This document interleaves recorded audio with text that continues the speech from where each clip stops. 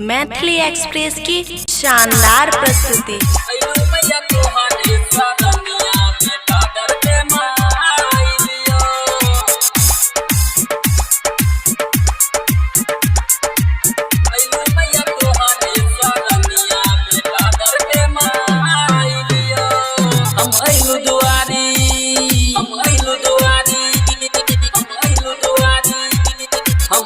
दुआरी जल्दी खोलो न केवारी दर्शन ले मन तरसैया हमरा मन में आज तू चरणक पास माई के बिंदिया लीलार चमकैया। हम अइलू दुआरी जल्दी खोलो न केवारी दर्शन ले मन तरसैया हमरा मन में आज तू चरणक पास माई के बिंदिया लीलार चमकैया। ए मैया अइलू मैया तोहरे सरनिया बेटा दर पे मां आइलिया।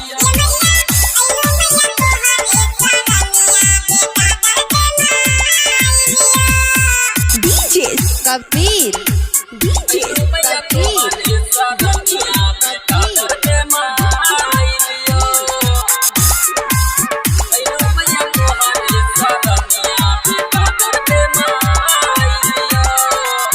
लाला के चुनारी माई लका हमने एलो सुखा दुख सही माँ के चुनरी चढ़ेलो सुखा दुख सही माँ के चुनरी चढ़ेलो।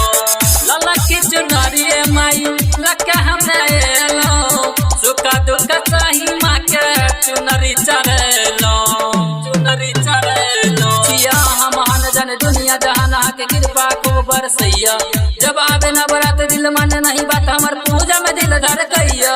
छिया हम हन जन दुनिया जहान के कृपा खूब बरसैया जब आवे न बरात दिल मन नहीं बात हमर पूजा में दिल धड़कैया। ए मैया अइलू मैया तोहरे सरनिया बेटा दर पे मां आइलिया।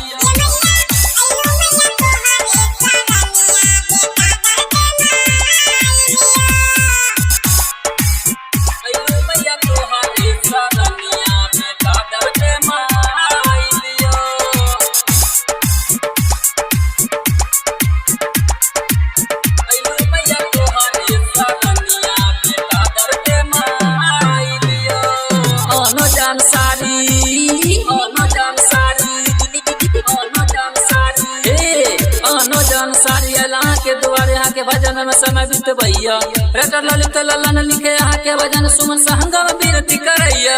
अनो जन सारी यहाँ के दुआरे यहाँ के भजन में समय बीत भैया रेटर ललित ललन लिखे यहाँ के भजन सुमन सहंगम विनती करैया। माई अइलू मैया तोहरे सर